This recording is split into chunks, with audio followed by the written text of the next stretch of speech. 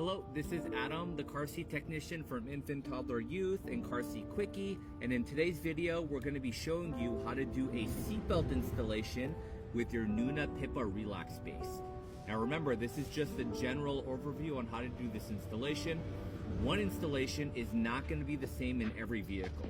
So before you install it in your car, be sure to consult with your car seat manual and also the vehicle manual so you know what you can and can't use and what can go where. Now, before we attach anything, we need to make sure we release the load leg. This is an extra safety feature. It helps reduce crash force and it helps reduce bounce back, so we need to get this out.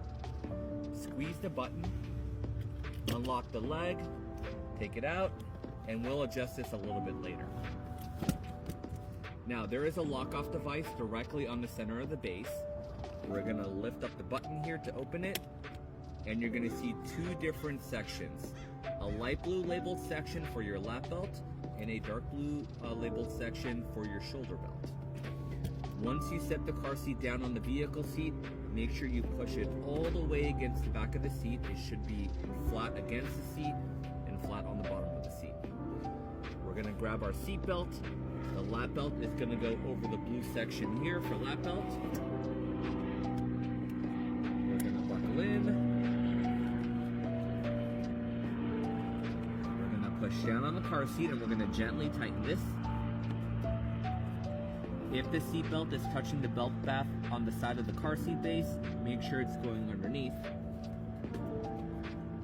Whenever you feel like it's tight enough, you're going to make sure the shoulder belt goes under the blue section here, and make sure the seat belts are flat. You don't want them to be twisted or tangled. You can then close the lock-off device on top of both seat belts. You're going to hear a clicking sound, and with one hand only, you can use either hand, grab it from the belt path, and all you're looking for is an inch of movement. If the car seat does not move more than an inch from side to side or front to back, you know it's tight enough.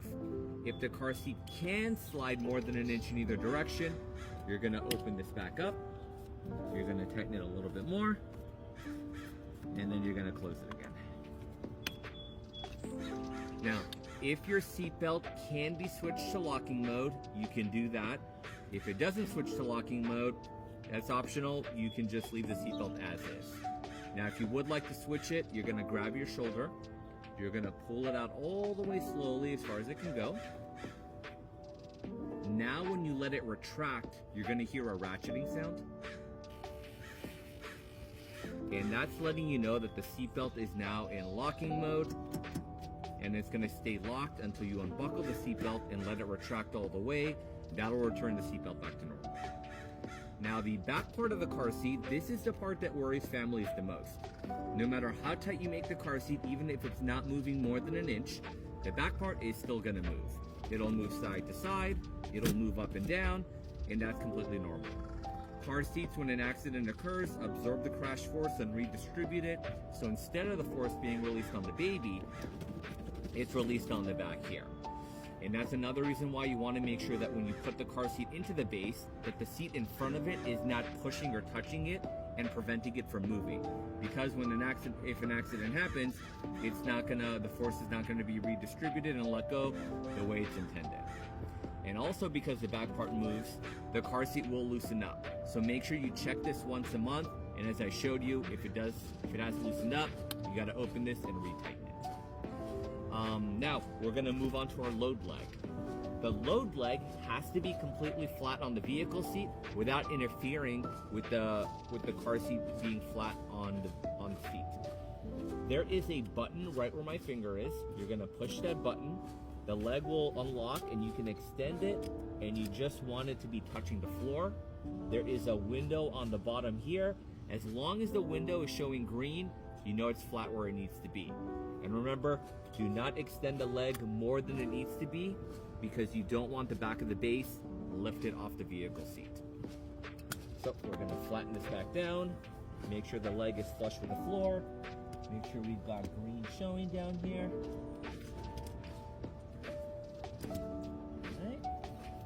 All right. Now, as the child gets bigger, you will need to change the different recline positions on your car seat base. Over here, there's two colored marked off sections. The light blue is for babies between 4 and 20 pounds. This allows you to use level 1 or 2. When the baby's over 20 pounds, you need to be in the dark blue section, 3 and 4. That's for babies who are between 21 and 32 pounds. When you're ready to change the angle, you can push the gray button on either side of the base. When you push it, you're able to move the center of the base, and the number you're on will be highlighted. So depending on the child's size, you will have two options for each weight class. Now, when you're ready to remove the car seat from the vehicle, what you're gonna do first is unbuckle the seatbelt, open up the lock-off device, and when you let the seatbelt retract back into the vehicle, it's gonna return back to normal, so then you can use it for a regular passenger, or if you gotta reinstall the car seat, you're able to do that. Thanks for watching the video. Don't forget to follow, like, and subscribe to support the channel. See you next time.